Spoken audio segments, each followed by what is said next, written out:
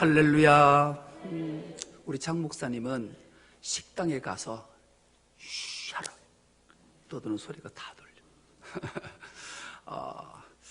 오늘이 우리 예수 믿는 신앙인에게는 정말로 중요한 주일이에요. 왜요? 왜 중요할까요? 중요한 이유를 잘 모르시겠나요?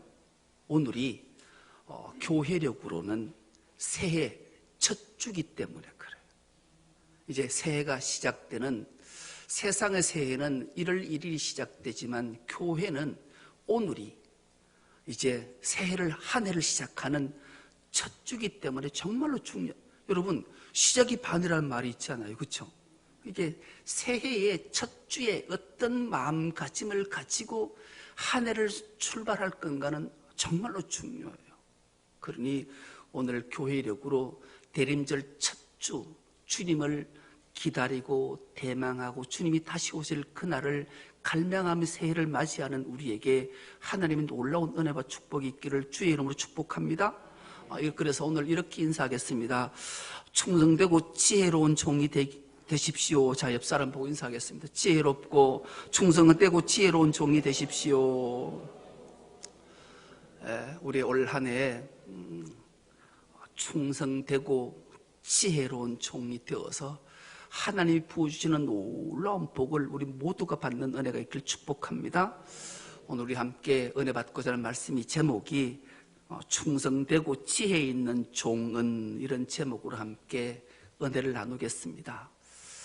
우생마사라는 말이 있어요. 우생마사라는 말은 손은 살고 말은 죽는다, 그런 말인데, 왜 이런 우생마사라는 말이 탄생되었을까? 그 배경을 잠깐 살펴보면 그래요. 여러분, 우리가 농경시대의 사람들은 거의 가축을 기르는데 가축의 대부분은 육축을 기르잖아요. 그래서 소, 말, 돼지, 개, 닭 이런 거를 길러요. 그렇게 기르는데 소하고 말은 유일하게, 소와 말은 채식주의자예요. 풀만 먹어요. 돼지는 잡식성이고 개도 잡식성이고 닭도 그렇고, 근데 유일하게 소하고 말은 채식을 하는데 덩치가 커요. 이 공통점이, 채식을 하고 풀을 먹지만 극명하게 차이 나는 게 하나 있어요. 소는 느리고 말은 빨라요. 그래서 우보라 하면 천천히 느릿느릿 걷는 소. 근데 소는 힘이 상당히 좋아요. 그래서 농사할 때는 반드시 소가 필요한 게, 논밭을 갈고 할 때가 필요한 거죠. 그래서 농사 지을 때 소 한 마리 있는 것은 옛날에 우리 어릴 때만 해도 대단한 자랑이었고, 소가 밭과 논을 다 갈아서 사람 10목, 20목을 했으니까 대단한 거죠. 또 말은 전투하는 데 쓰였어요. 그래서 이게 말하면 천리마는 한 마리가 있으면 하루에 1000리를 달린다 해서 천리마를 구하려고 장수들은 힘을 쓰고 애를 썼잖아요. 그런데 왜 소는 살고 말은 죽을까? 소와 말이 저수지에 두 마리를 확 밀어 넣으면 저수지를 걷는 시간이, 소는 1시간쯤 걸린다면 말은 30분이면 저수지를 건널 정도로 빨라요. 그런데 결정적인 것은 홍수가 나서 급류에 말과 소가 빠지면 소는 살고 말은 죽는다는 게 왜 그럴까요? 실제로 홍수가 났을 때 합천에서 소가 우사에서 급류에 휩쓸렸어요. 그런데 이 소가 무려 82km, 84km 지난 밀양에서 이 소가 풀을 뜯고 있는 걸 발견했어요. 그래서 소도 주민등록이 있으니까 밝혀낸 거예요. 84km를 소가 급류에 썰려서 살아났는 거예요. 근데 말은 왜 살지 못하고 죽을까? 말은 자신을 믿는데요. 그래서 자기가 급류를 역류해서 살려고 막 발부동을 친다는, 역류해서 거슬려서 올라가려고 한다. 그러다 힘이 빠지면 물을 먹고 말은 죽는데요. 그런데 소는 자신을 급류에 맡긴다라는 거예요. 그래서 끊임없이 떠내려가다가 발이 턱 멈추는, 다리가 탁 발이 걸리는 데가 있으면 그때서야 설설 기어 나와서 산다라는 거죠. 그래서 왜 우생마사라는 말이 생겨났을까? 소는 충성스럽고 말도 충성스러운데 소는 지혜롭고 말은 지혜롭지 않다라는 거예요. 이 지혜라는 말이 성경과 공자는 어떻게 표현하는가? 순천자는 존하고 역천자는 망이니라. 하늘의 뜻에, 하나님의 뜻에 순종하는 자는 지혜로운 자고, 그래서 살아나고, 하나님의 지혜 순리에 어긋나는 것은 죽음을 맞이할 수밖에 없다. 이런 말이 생겨난 거예요. 오늘의 말씀의 제목도 충성되고 지혜로운 종은 그렇잖아요. 순리에 순응하지 않고 하나님의 뜻에 역행해서 자기 힘으로 자기 의지로 살아가려고 발부둥을 치면 망한다, 즉 죽음을 맞이하게 되지만 하나님의 뜻에 순리로 순종하면 반드시 살 뿐만 아니라 지혜로운 자가 되어서 하나님의 큰 은혜와 복을 받게 된다, 그런 말씀이 있죠. 오늘 본문이 이렇게 시작하고 있습니다. 이러므로라는 헬라 말이 아라라는 단어를 썼는데 그런 까닭에, 그렇다면, 그런 뜻이에요. 그런 까닭에, 그렇다면 무슨 까닭이 있었길래, 우리가 지난 주일을 다시 한번 되짚어 보면 예수님께서 공생애를 복으로 시작해서 하로 마치시면서 십자가 길로 나가시잖아요. 그때 제자들이 예수님께 끊임없이 질문했던 게 하나 있었어요. 마지막 때가 언제입니까? 언제 마지막이 옵니까? 이 질문 앞에 예수님이 오늘 드디어 답을 하시는 거예요. 무화과 나무 비유를 배우라. 그 잎이 연하해지면 끝이 올 것을 알 거다. 그러시면서 실제로 구약의 역사적 배경 세 가지 예증을 예수께서 제자들에게 오늘 말씀해 주시는 거예요. 그 예증이 뭔가? 가장 먼저 노아의 때를 기억하냐? 노아의 때의 종말이 심판의 때가 있을 때까지 어떤 삶을 살았는지를 기억하냐? 그들은 이렇게 살았다.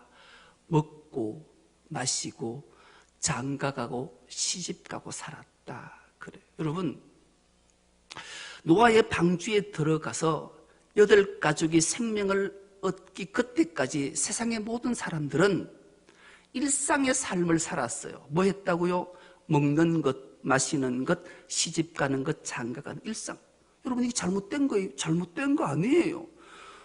모든 사람이 구원을 받든 구원을 받지 못하든, 지혜롭든 지혜롭지 않든, 하나님을 믿든 믿지 않든 모든 사람 일상은 먹고 마시고 장가가고 시집가는 삶을 사는 건 당연한 거예요. 그러면서 하나님이 또 하나 더 예정을 말씀하셔요. 그것은 두 사람이 밭에 있을 때, 두 사람이 밭에서 못했겠어요. 이 사람이란 말은 남자를 지칭하는 거예요. 남자들이 밭에서 밭을 가는 거예요. 열심히 일하는 거예요. 근데 한 사람은 데려감을 받고 한 사람은 버려둠을 받았다. 그래요. 일상, 남자들은 마땅히 소를 갈고 논밭을 갈고 농사를 열심히 지어야 자기뿐만 아니라 가족을 부양할 수 있는 게 일상인 거예요. 그런데 여기에서 하나는 구원을 받고 하나는 버림을 받는다? 하나는 생명을 얻고 하나는 죽임을 당한다? 그 이유가 뭐예요? 여기는 누구가 게으름을 피웠고 일하지 않았다, 그런 기록이 말씀이 없어요. 그냥 일상을 산 거예요. 그런데 누구는 구원을 받고 생명을 얻고 누구는 버림을 받고 누구는 죽임을 당한데 왜요? 왜 그럴까요? 그리고 두 여자가 맷돌질을 하다가 한 여자는 데려감을 당하고 한 여자는 버려둠을 당하고, 한 여자는 구원을 받고 한 여자는 멸망을 당하고, 한 여자는 생명을 얻고 한 여자는 죽임을 당한다. 도대체 무슨 일 때문에? 일상을 이렇게 살았는데 여기서 우리는 중요한 깨달음을 얻게 되는 거예요. 일상은 살아가되 의미 있는 삶을 살 건가, 의미 없는 삶을 살 건가가 중요하다. 누구나 먹고 마시고 장가가고 시집가고 누구나 일을 하고 누구나 자기 맡은 일상을 살아내지만 그냥 당연시 눈을 떴으니 하루는 이렇게 살아가는 거야. 그래, 하루 일어나면 세수하고 밥 먹고 직장 가서 열심히 일하고 돌아와서 또 가족과 대화하고 살다가 그렇게 일상을 살면, 의미 없는 삶을, 당연한 삶을 살면 종국에는 어떤 일이 일어나는가를 정확하게 말씀해 주고 있는 내용인 거예요. 그래서 우리는 충성되고 지혜로운 종은 의미 없는 삶, 누구나 다 살아가는 일상을 그냥 그렇게 살다가 인생을 마치는 것은 하나님 입장에서 보면 지혜 없는 자예요. 그런 삶을 살지 말라. 의미 없는 삶을 살면 안 된다라는 거예요. 이것을 우리에게 알려주는 거예요. 새해를 맞이하면서 우리가 반드시 마음속 깊이 새기며 살아야 할 것들을 주님 우리에게 말씀하시는 거죠. 경희대에 교수로 있었던 손기원이라는 교수님이 계셨어요. 그분이 참 기가 막힌 칼럼을 쓴 게 있어서 소개를 하려고 해요. 그분은 날생을 삶이라고 말하잖아요. 삶에는 하나님이 주신 4가지 의미가 담겨져 있다라는 거예요. 뭐라고요? 삶은 4가지 의미. 첫째, 살고, 둘째, 살리고, 넷째, 낳고, 넷째, 낳으려는 것. 이게 생의 삶의 의미라는 거죠. 이 생에 마음심을 딱 앞에 붙이면 성이 되는데, 이 성은 하나님의 본 마음이라는 거죠. 하나님의 본 마음은 살려는 마음과 살리려는 마음과 낳으려는 마음과 낳고자 하는 마음이 하나님의 본 마음이라는 거예요. 이런 마음을 우리는 다 갖고 사는데, 누구나 이런 마음을 다 갖고 사는데, 이 마음이 점점 퇴색해지고 있는 것 중 하나, 유일한 것 하나는 살리려는 마음이 세상 사람들에게 점점 사라지고 있다. 그렇게 말해요. 살려는 마음은 내가 배가 고프면 살려고 먹어야 되고 힘써야 되니까 뭐 당연한 거죠. 그렇게 사는 거예요. 그리고 낳으려는 마음, 내 종족 번식, 이것도 요즘은 좀 퇴색되는 것 같긴 해요. 그렇죠? 요새 시집장가 가도 자식 안 놓으려고 겨우 나도 하나님 놓으려는 게 안 되는데 사실은. 그래서 낳으려는 마음도 점점 조금은 퇴색되지만 그래도 뭐 명맥은 유지하잖아요. 그리고 낳고자 하는 마음, 아프면 내가 이 병을 치료하고 낳고자 하는 마음이 당연하게 있는 거예요. 이 3가지 마음은 누구나 다 갖고 있는데, 남을 살리려는 마음들이 없고 남을 죽이고 내가 살려는 마음들이 팽배한 시대를 살아간다. 안타까움을 말했더라고요. 그러면서 자기의 있었던 일 하나를 이렇게 소개해요. 어느 날 그분이 저녁 때에 퇴근길에 무엇을 하나 잘 먹었든지 몸에 두드러기가 이렇게 났다라는 거예요. 근데 늘 자기가 하나 궁금한 게 하나가 있었다 그래요. 그분이 이제 대학에서 강의를 마치고 퇴근하고 집으로 가는 길은 약국길이 쭉 있었다 그래요. 약국이 쭉 있는데 늘 퇴근해서 출근하고 퇴근하고 그 길을 지나갈 때 보면 유일하게 한 약국은 줄을 막 쭉 서서 있고 다른 약국은 다 파리를 날린다라는 거죠. 왜 그럴까? 도대체 저게 무슨 비결이 있어서 저렇게 사람들이 줄을 서 있고 다른 약국들은 파리를 날릴까 궁금했대요. 그러던 어느 날 자기가 두드러기 나서 마침 그 약국 이름이 채약국을 갔다라는 거죠. 가서 약사에게 사실 제가 뭘 잘못 먹었는지 몸에 두드리가 많이 나서 그런데 약 좀 하나 주시지요. 그랬더니 약사가 두드리 보더만 빙그레 웃으시면서 이렇게 말씀하시더라는 게, 집에 돌아가셔서 따뜻한 물 한 컵 드시고 입을 덮어 쓰고 푹 자면 괜찮을 겁니다. 그러시더라는 거예요. 약을 안 지어주더라는 거예요. 아니, 약국에 와서 약을 지어달라는 그 참 이 사람이 이상하다. 그래서 약사가 말을 하니까 믿고 돌아가서 집에서 따뜻한 물 한 컵 먹고 이불을 덮어 쓰고 잘라는데 벌써 낫더라는 거예요. 몸이 깨끗해지더라는 거예요. 그거 참 신통하다. 그런 생각을 했다라는 거죠. 여러분, 작년에 뉴스를 기억하십니까? 대전에 있던 유성구에 코로나가 한참 유행을 하고 마스크 구하기 힘들 때 대전의 유성구에 있는 43살 나는 A씨가 마스크를 한 장 달라고 카드를 내밀었는데 마스크 한 장에 5만 원 결제를 했어요. 아니 이게 무슨 놈의 이런 일이 있냐고 안 사겠다고 결제했는 것 못 물어준다. 억울하면 고발해라.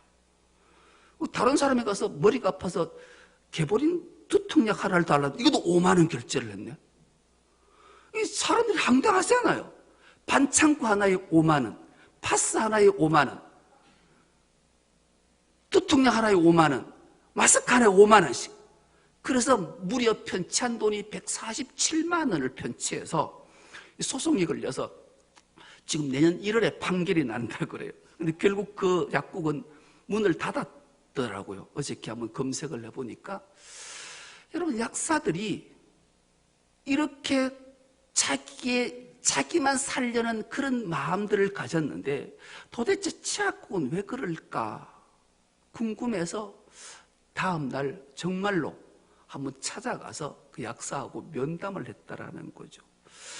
대개 약국은 더 많은 이익을 취하기 위한데 당신은 왜 그렇습니까? 라고 물었더니 이 약사가 자기는 4가지의 경영 철학을 갖고 있습니다. 이렇게 답을 내요. 첫째, 약을 먹지 않아도 될 사람한테는 약을 안 판다. 둘째, 집에 무슨 약이 있는지 물어보고 자세히 설명해서 집에 있는 약을 먹도록 한다. 셋째, 처방전이 없는 자는 결코 약을 조제하지 않는다. 넷째, 병원 보낼 자는 반드시 병원에 가게 한다. 이게 치약국의 4가지 경영 철학이라는 거예요. 여기에 어디에 자기가 살고 남을 죽이려는 마음이 있습니까? 이분은 남을 살리려는 마음이 의미 있는 삶이 거기에 묻어나 있음을 우리에게 잘 보여주고 있는 거예요. 이런 삶이 하나님의 본성, 본 마음이 회복될 때 남을 살리는 놀라운 역사를 만들어냄을 우리에게 알게 하는 말씀이었어요. 여러분, 우리가 하나님이 왜 오늘 새해를 시작하는 대림절 첫 번째 주일에 충성되고 지혜로운 종이 어떻게 살아야 되지? 어떻게 의미 있는 삶을 사는 것이 충성되고 지혜로운 종인가를 우리에게 들려주고 말씀하시는 내용들이지요. 우리 모두가 의미 있는 삶은 타인을 주님이 우리를 살리셨던 것처럼 남을 살리려는 마음이 우리에게 주님의 본 마음이 생겨남을 우리에게 말씀하심을 깨닫고 우리 모두가 의미 있는 삶, 남을 살리는 충성되고 지혜로운 종이 되는 은혜가 있기를 축복합니다. 그들이 왜 먹고 마시고 장가가고 시집가고 밭일 열심히 하고 맷돌질 열심히 해도 하나는 패례금을 당하고 하나는 버려둠을 당하고 하나는 생명을 얻게 하고 하나는 죽임을 당하게 하는가? 이것이 바로 의미 있는 삶을 사는가 의미 없는 삶을 사느냐에 따라서 그 기준이 명확히 구분됨을 우리에게 알려주고 말씀하시는 거예요. 여러분, 우리는 주님의 오병이어의 기적 사건을 잘 알잖아요. 요한복음 6장 26절에 이 말씀이 기록되어져 있는데 이 말씀 우리가 한 목소리를 한번 합독해 보겠습니다. 시작. 예수께서 대답하여 이르시되 내가 진실로 진실로 너희에게 이르노니 너희가 나를 찾는 것은 표적을 본 까닭이 아니요 떡을 먹고 배부른 까닭이로다. 아멘. 이 말씀을 풀어서 말하면 예수께서 진짜로 진짜로 내가 너희에게 말한다. 그런데 나를 사람들이, 너희가 모든 제자들과 무리들이 나를 찾는 까닭은 표적, 쌓인 의미 있는 삶, 하나님 나를 향한 삶, 남을 살리려는 마음을 가지고 나를 찾고 따라가는 까닭이 아니고, 너희가 그냥 일상을 살아내는, 너희가 떡 먹고 배부른 까닭에 나를 따라다니는 것은 먹고 마시고 장가가고 시집가고 열심히 일하고 밭 깔고 맷도질 하다가 버려둠을 당하게 돼. 그런 삶 살면 안 돼. 이걸 주님이 말씀하시는 거예요. 얼마나 우리에게 중요한 것을, 표적, 즉 우리의 삶, 주님의 본 마음은 남을 살리고 타인을 살리며 하나님 나라의 영생의 길을 가기 위해 그 표적을 따라 가야 됨에도 불구하고, 그 표적은 먼 훗날 일이라고 지부한 채 나의 일상, 나를 위한 삶을 사는 것은, 그런 삶 살면 안 된다. 그래서 예수님께서 우리에게 들려주는 말씀이, 이 말씀을 하신 이후에 예수님이 뭐라고 말씀하시는가? 오늘 읽지는 않았지만 42절에 보면 그러므로 깨어있으라 이렇게 말씀하시는 거예요. 그러므로 너희는 깨어있으라는 거예요. 여러분, 깨어있으라는 말이 뭘 말씀하시는 걸까요? 이 말씀을 제자들에게 주님은 또 풀어서 말씀하시는 게, 마태복음 25장으로 턱 넘어가면 가장 먼저 하는 말씀이, 그때의 천국은 마치 등을 들고 신랑을 맞으러 나간 10처녀와 같다 하리니, 그렇게 말씀하시면서 신랑이 올 때 지혜로운 자와 미련한 자, 슬기로운 자와 어리석은 자, 이 10처녀 비유를 통해서 어리석고 미련한 5처녀처럼 그래 살면 안 돼. 이건 의미 없는 삶이고 깨어있는 삶이 아니야. 이것을 주님이 명확하게 우리에게 말씀해 주셨어요. 여러분, 우리가 깨어있지 않으면 얼마나 어리석은 삶을 살고 미련한 삶을 산다라는 것은 하나님께 버림받음을 우리에게 알게 하는 말씀이, 그래서 오늘 드디어 깨어있는 너희가 이러므로, 그런 까닭에, 그렇다면 너희가 어떻게 살아야 되는가? 너희도 준비하고 있으라. 생각하지 않은 때에 인자가 오리라. 그렇게 말씀하시면서 45절로 말씀하시는데, 이 45절을 누가복음과 같은 구절과 현대어 성경은 우리에게 어떻게 정확하게 들려주는가를 우리가 한 목소리를 한번 합독하면서 말씀을 맺겠습니다. 띄워주십시오. 같이 띄워주면 좋은데, 먼저 현대어 성경을 읽겠습니다. 시작. 슬기롭고 충성스러운 종은 과연 어떤 사람이겠느냐? 주인이 맡긴 집을 잘 관리하고 주인이 자녀들에게 때맞춰 나누어 주는 사람이 아니겠느냐? 띄워두세요. 개역 개정이 좀 어렵잖아요. 개역 개정, 충성되고 지혜 있는 종이 되어 주인에게 그 집 사람들을 맡아 때를 따라 양식을 나눠줄 자가 누구냐, 이런 말인데, 이 말은 슬기롭고 지혜롭고 충성스러운 종, 충성스럽고 충성되고 지혜로운 종은 과연 어떤 사람이겠냐? 주인이 맡긴 집을 잘 관리하고 주인이 자녀들에게 때맞춰 나누어 주는 사람이 충성되고 지혜로운 종이라는 거예요. 깨달아지십니까? 아멘이 없는 거 보니까 안 깨달아지는구나. 일 없잖아. 깨달아지십니까? 예, 깨달아지셔야 돼요. 정말로 중요하기 때문에 그래요. 여러분, 주인이 자녀들에게 때맞춰 나누어 주는 사람, 집을 잘 관리하는 사람, 오늘 개역개정은 그 집 종들이라는 말이, 기막힌 말이, 그 집 종들이라는 헬라 말이 데라페이아라는 단어를 썼어. 이 데라페이아가 뭘까? 데라페이아라는 단어가 영어로 넘어오면 테라피라는 말, 테라피 아시죠? 뭐 미술 테라피, 음악 테라피, 테라피는 치료하다잖아요. 그 집 종들을, 우리에게 맡겨진 사람들에게, 맡겨진 자들을 테라피라는 거예요.